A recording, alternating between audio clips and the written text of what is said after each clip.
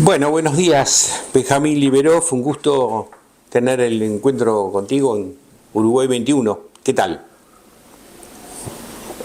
Bien, arrancando el día aquí efectivamente en Uruguay 21, que es parte de la localización, porque trabajamos junto con el Ministerio de Relaciones Exteriores, donde también desarrollo parte de la tarea. Contame un poquito qué es esta tarea nueva que asumiste con este nuevo gobierno. Bien, cada 5 años, desde hace ya tiempo, a nivel internacional se desarrollan las exposiciones universales, que tienen diferentes temas y que en el pasado se peleaba por una expo como por un mundial de fútbol. Estuve en Zaragoza, en Shanghái, Milán, la última fue en Dubái y la próxima va a ser en Arabia Saudita. Entonces, estas exposiciones son en principio un gran foro para presentación de las naciones en una determinada zona del mundo y que intenta reflexionar sobre aspectos que hacen a la humanidad. En este caso es el diseño de las sociedades futuras y salvar vidas. En ese sentido, están participando más de 150 países. De América Latina no está Argentina y no está México, están sí el resto de los países. Y durante 6 meses es para que gráficamente trato de decir, una enorme feria de Palermo o del Prado.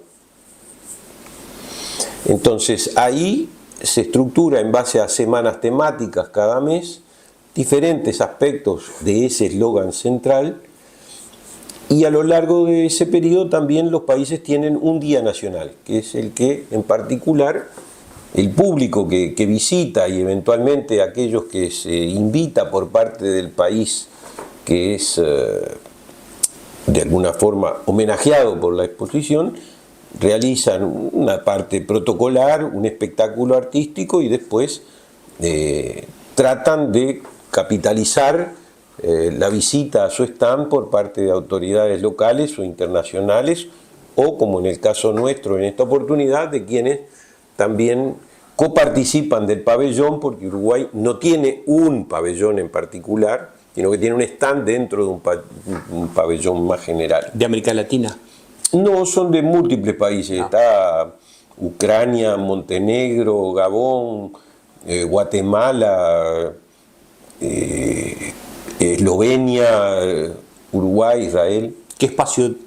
Son 62 metros cuadrados que tienen un diseño bastante amistoso en base a madera por los temas de sustentabilidad, donde se exponen productos uruguayos, 90 se exponen productos uruguayos como los vinos, como los derivados también antioxidantes derivados del tanat, como son diseños en lana virgen, lo que pueden ser los aceites de oliva, los vinos, prendas de diseño y también algunas innovaciones de utilización de líquidos sanitarios derivados del tanat.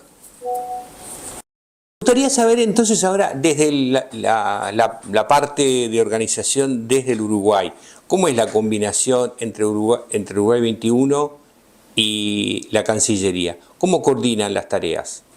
Bueno, hay aspectos que tienen que ver con la presencia institucional, protocolar, de vínculos que el Uruguay tiene a nivel internacional y los aspectos de trabajo promocional que tiene como tarea específica de captación de inversiones, de promoción de nuevas exportaciones, de seducción de visitantes para el país que ocupa Uruguay 21. Entonces tenemos un equipo que coordinamos las tareas bajo mi responsabilidad, en tanto soy el coordinador del stand de Uruguay en Osaka 2025, y eso tiene que ver con las diferentes iniciativas que vamos a llevar adelante estamos llevando adelante a lo largo de los 6 meses. Existe un equipo permanente de atención del stand que tiene 2 personas y 5 voluntarios que se rotan. ¿Hablan japonés? ¿Hablan japonés? Sí, hablan japonés e inglés. Sí.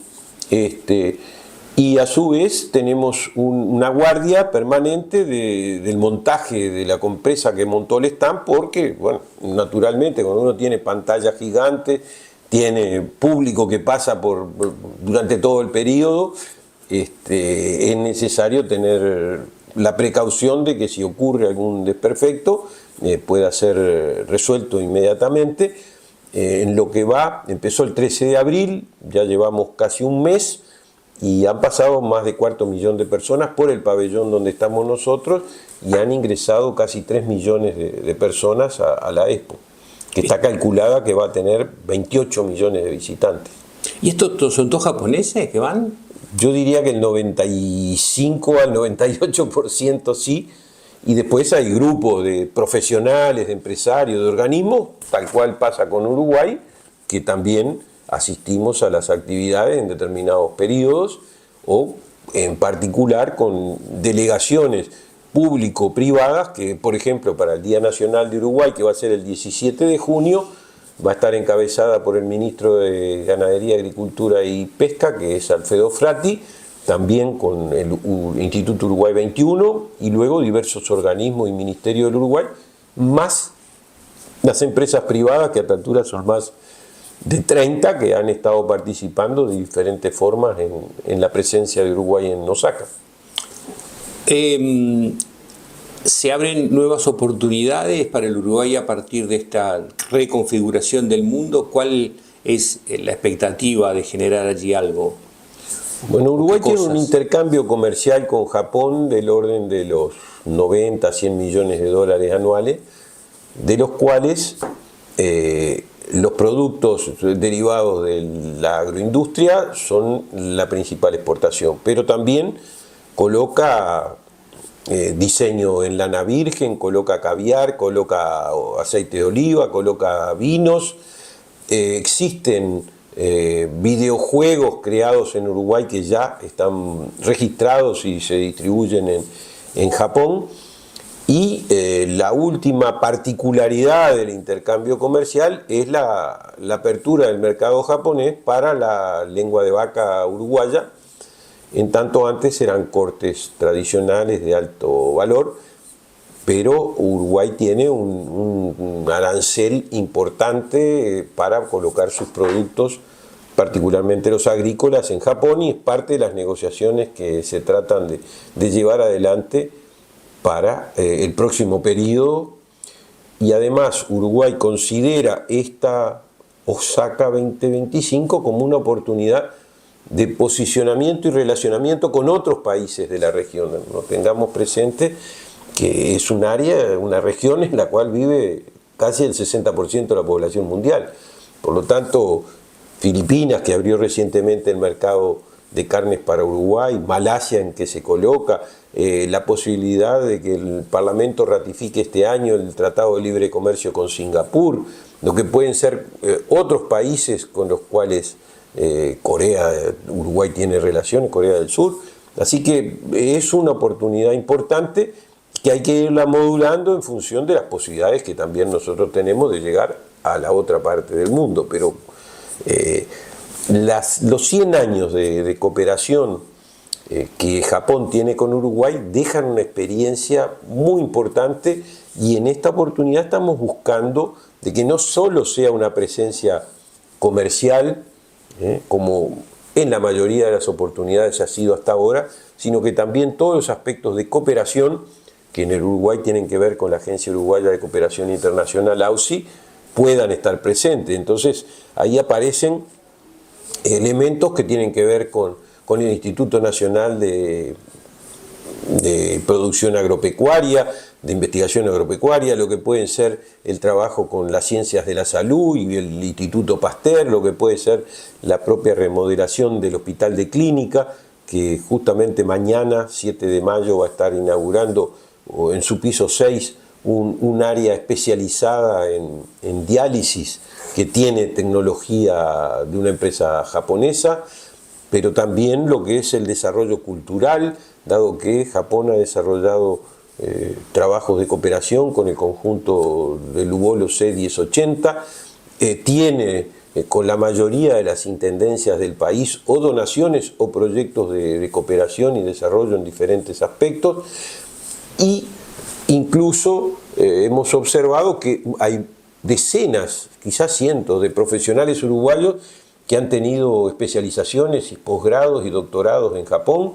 Son miles a esta altura también los ex becarios que ha tenido la cooperación a través de JICA, y esperamos que todo eso también tenga un nuevo desarrollo a partir de esta experiencia de Osaka y las relaciones que aspiramos a sostener con la agencia especializada similar a Uruguay 21 en Japón, que se llama JETRO, y con JICA, que es la equivalente a AUSI en nuestro país.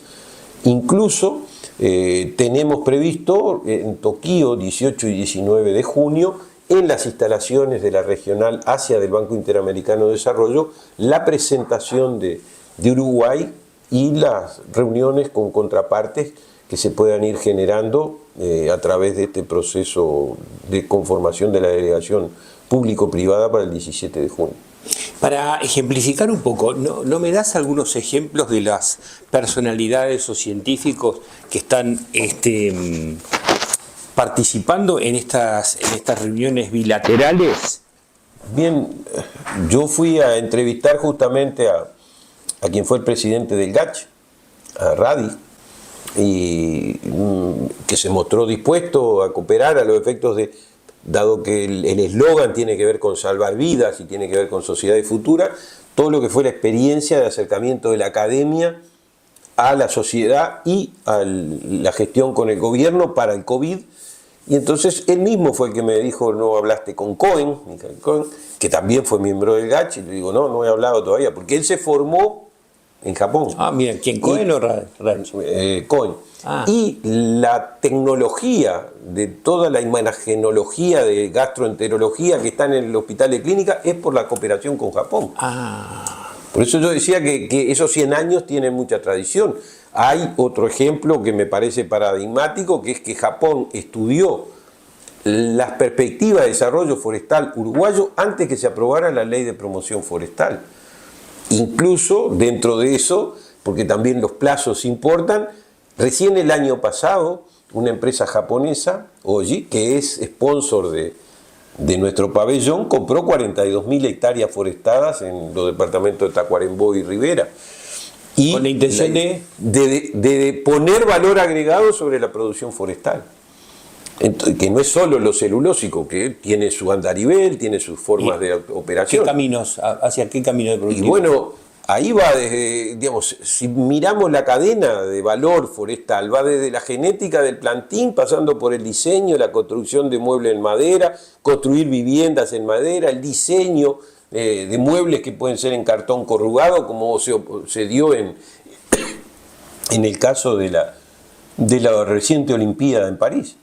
Así que justamente eso para el Uruguay es estratégico, porque ya el año pasado tuvo en la exportación de productos derivados de la forestación el principal rubro de exportación de nuestro país.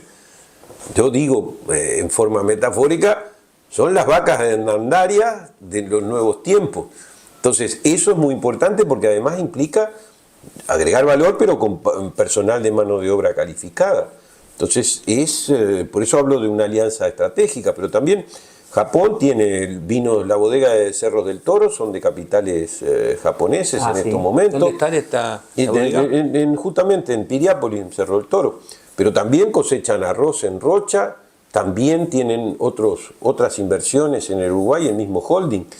He escuchado que ayer estuvo una reunión del presidente Yamandu Orsi con capitales japoneses que están interesados por un frigorífico. Entonces, las posibilidades de cooperación, de análisis, de trabajo son muy importantes, porque si hablamos de la cadena de valor forestal, bueno, entonces el Ministerio de Vivienda, la propia Oficina de Planeamiento y Presupuesto, tienen la posibilidad de encaminar a mediano y largo plazo algunos proyectos de cooperación. O si decimos mejorar lo que tiene que ver con los agronegocios, el riego forma parte de una de las prioridades del Uruguay, por lo tanto es un área en la cual importa el desarrollo de la agricultura familiar y la agronomía es también un área en la cual efectivamente tenemos posibilidades de cooperar. Tenemos sí que ser conscientes que producto del desarrollo uruguayo en los últimos 15 años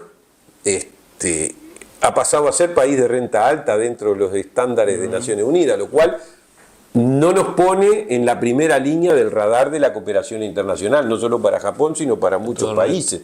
Ahora, eso no invalida que también nosotros tengamos suficiente iniciativa, proactividad como para encontrar espacios de cooperación con universidades, con ciudades, con organizaciones académicas, porque ahí no rigen los mismos parámetros que estábamos hablando de arancelarios o de cooperación con los países. ¿Cuánto se paga de arancel por la carne? Depende de los productos, pero anda alrededor del 40% en algunos casos, porque son de los cortes de mayor valor agregado.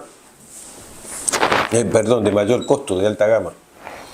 Sí, y la agenda de entrevistas para Osaka, además de estos que ya vienen funcionando, ¿cuáles son los otros encuentros que los ve con buena iniciativa? Bueno, eso lo tienen que definir, ya no es la responsabilidad de quienes coordinamos el stand, sino que son los organismos uruguayos que tienen que fijar las prioridades.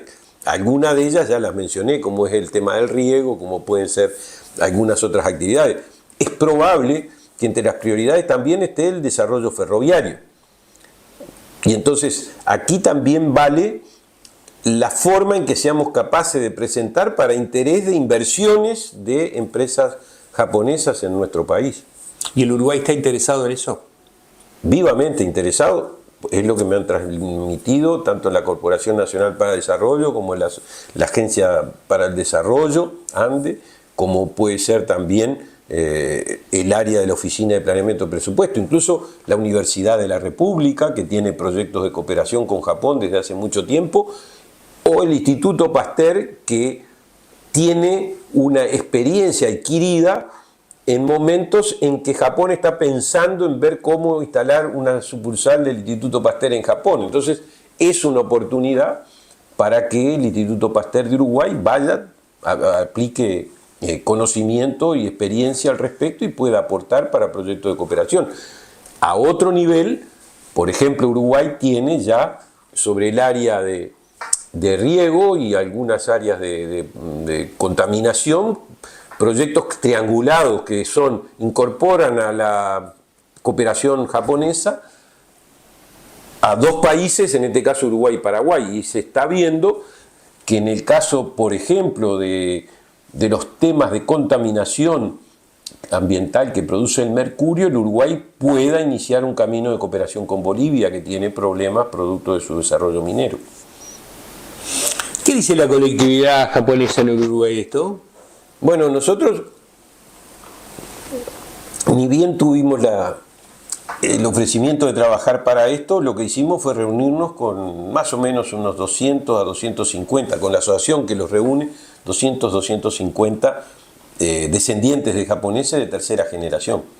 Y preguntarles qué cosas ellos pensaban que de su vida cotidiana y su experiencia podían ser interesantes de mostrarle a los japoneses, y además de qué forma, porque aquí cada uno tiene sus características. Entonces de ahí surgieron algunos elementos que tienen que ver con la presentación de la agroproducción y todos los cuidados, por ejemplo, que el Uruguay tiene y está investigando y se ocupa de la traza de carbono vinculada a la producción cárnica. Pero también está la forma, el tambor para los japoneses también tiene un valor cultural ancestral. Entonces eso se relaciona, o tratamos de mostrar que tiene que ver también con que en el Uruguay el tamboril forma parte de la cultura nacional y que eventualmente los desfiles de llamadas son de las cosas de mayor valor patrimonial cultural que tenemos. De hecho, es patrimonio de la UNESCO. Y justamente el 17 de junio, que es el Día Nacional, lo que va a ocurrir es que Hugo Fattoruso, con su contraparte japonesa del espectáculo Dos Orientales, van a hacer el espectáculo junto con una pequeña cuerda de tambores de C1080. Entonces, estamos tratando de aprovechar, conocer de la experiencia. Por otro lado, Uruguay tiene 2 jardines japoneses, uno en el Museo Blanes y el otro que fue en Ruta 12, inaugurado hace 3 meses, y justamente su diseñador fue el que nos indicó qué particularidades o qué características tiene un jardín japonés o cómo es, que en el caso se da también que, a diferencia de todos los otros japoneses, la flora que se incorpora y el diseño que tiene el decorrer de las aguas son autóctonos, o sea, la flora no es flora japonesa. Es la flora que había en el monte, en la Ruta 12. O sea, solo el diseño. Y el diseño y cómo se estructura, lo que decía, el decorrer de las aguas, que forma parte de ese ambiente que se trata de recomponer de un paisaje y que genera factores para introspección, para observamiento de la naturaleza, para reflexión, incluso para la práctica de yoga y incluso algunas otras actividades culturales. Eso fue trasladado a nosotros por un descendiente de tercera generación de japonés, que fue el que diseñó el parque. Entonces, este último, ¿dónde está? En Ruta 12, kilómetro 10 desde la ruta interbalnearia, al lado, ahí en el mismo monte, y se organizan ya visitas, digamos, que se coordinan. Tiene el precio como de un paseo normal. Mira qué interesante, no sabía. Eso es nuevo. Y por otro lado surgen algunas otras cosas que también hay diseñadora uruguaya que hace más de 10 años que está colocando productos en base a lana virgen para alta gama en Japón. Y hay alguna pintora como Liliana Carmidol, que coloca cuadros en galería de Japón. Entonces, ¿sobre qué temática? Es abstracta, no es figurativa. Y realmente el hecho de tener esta oportunidad nos permite poner en valor cosas que no son conocidas tradicionalmente y que en algunos casos son sobre nichos. Es más, hay alguna firma japonesa de gastronomía que está interesada en desarrollar unas parrilladas en diferentes lugares, porque la lengua de vaca, a diferencia de nosotros que podemos pensar lengua a la vinagreta, allá es a la parrilla. E incluso el japonés tiene tradición del uso de brochette de pollo en las más variadas formas y algunos otros productos cárnicos y verduras que hacen en esas condiciones. Entonces la lengua pasó a formar parte también del menú de los restaurantes de alta gama. Incluso el anterior chef del Sofitel, que era de origen de descendencia japonesa, nos planteó que pensáramos la posibilidad de colocación de la molleja a los efectos de justamente en la dirección similar al de la lengua. E incluso algún negociante, comerciante japonés que radica en el Uruguay hace mucho tiempo, también sugiere cosas como pueden ser helados de yerba o como puede ser la carne al tanat, como formas de agregar valor a lo que internacionalmente conocido como commodities que Uruguay coloca en Japón. Contame, Lula estuvo muy cerca de tu visita en Japón. No, estuvo antes que nosotros, muy lejos, llevó 2 aviones. Así que es bastante más lejos de lo que uno se imagina. Pero que marca la pauta de la importancia que le da Brasil, que después con uno de esos aviones siguió a Vietnam y abrió el mercado cárnico para los productos brasileros en Vietnam. Es muy importante la atención que hoy Brasil pone tratando de ver alternativas que tiene, como tú habías señalado originalmente, en un mundo de alta inestabilidad con situaciones de negociaciones económicas muy duras y complejas y que además están reconfigurando la forma de relacionamiento a nivel mundial. ¿Cómo va la marcha del acuerdo Mercosur-Japón? No, a ver, Uruguay tiene estos 100 años de cooperación y no tiene planteado, tampoco los japoneses, un tratado de libre comercio ni nada parecido. Por lo tanto, lo que apostamos es a seguir creciendo en las relaciones bilaterales. Y eso me parece que la propia actitud de Uruguay de tener un stand, cuando otros países más grandes se han bajado, de tener actividades a lo largo de los 6 meses, incluso el próximo 20 de mayo, por primera vez un stand de Uruguay va a pautar en su stand la importancia que tienen los derechos humanos para Uruguay en esa fecha tan significativa que son las marchas del silencio, que en este año cumple su 30 edición. ¿Eso va a haber en Osaka el 20 de mayo? El 20 de mayo el stand nuestro va a estar engalanado por margaritas, se van a distribuir, vamos a tener una serie de audiovisuales breves, que en 2 veces al día vamos a emitir bloques y vamos a estar invitando a quienes pasan por allí a que puedan efectivamente tener la oportunidad de visualizar cómo los uruguayos valoramos los derechos humanos. En este caso, ¿cuánta gente en pasa un por año día? ¿Me decías recién? Ingresan a la feria alrededor de 100.000 personas por día. La pasada semana, que fue una fiesta, digamos, unos feriados japoneses, se llegó prácticamente a los 135.000 ingresos, que fue apenas menor, en un par de miles, de lo que fue el día de la inauguración de la feria el 13 de abril. Y por nuestro stand a esta altura pasan entre 10 y 15.000 personas por día. ¿Se llevan alguna folletería? ¿Tienen algo para repartir? No hay papeles. En general es un QR que identifica cosas que direccionan a landing page para que la gente que le interese pueda buscar, profundizar en eso. Lo que sí hemos hecho, tenemos alrededor de 2 horas y media de audiovisuales de diferentes aspectos de la realidad económica uruguaya que en general transmitimos al mundo, y la mayoría de ellos traducidos al japonés, que es muy importante, dado que tenemos una pantalla de 7 por 5 metros de altura, de gran definición, así que eso es parte de la comunicación que nosotros brindamos. Y después las relaciones bilaterales son distintas. Tenemos una oficina similar a esta en un entrepiso arriba del stand, donde cuando tenemos que tener reuniones, bueno, o tenemos que recibir prensa, tenemos condiciones muy buenas para hacerlo, que de hecho es algo que nos envidian los demás stands que tenemos alrededor. ¿No lo tienen todo? No lo tienen todo, no. ¿Y cómo lo consiguieron? No es que lo conseguimos, el diseño planteó eso, y otra cosa lo conseguimos porque hay que pagar extra. Hay que pagar extra el espacio. Sí. ¿Cómo recibió la prensa la presencia del Uruguay? ¿Han tenido contacto? Hemos tenido contacto con el Japan Times, que es uno de los medios más importantes con relación a los no japoneses que viven en Japón, pero también con NHK, que es la agencia noticiosa que funciona tanto para la televisión, una especie de televisión, medios públicos del Uruguay, por llamarlo de alguna manera. Con ellos nos relacionamos e incluso estamos tratando de que alguna delegación de esa agencia visite nuestro país a lo largo de estos meses, y que luego, aunque no sea durante la feria, permita llegar al público japonés con información de Uruguay. Hay que tener en cuenta que la colonia japonesa más grande fuera de Japón está en San Pablo. Y desde ese punto de vista, ahí podemos apuntar diciendo, bueno, si va a visitar sus familiares, en 2 horas y media puede llegar al Uruguay.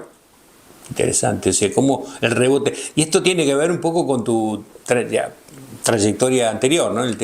Bueno, lo de Japón sí, yo tenía relación con la Cámara de Comercio Japón-Brasil, lo visité, trabajamos y habíamos comenzado a desarrollar algún producto específico en Uruguay que tuviera que ver con mostrar cosas que pudieran ser de interés de esa colectividad aquí en el Uruguay.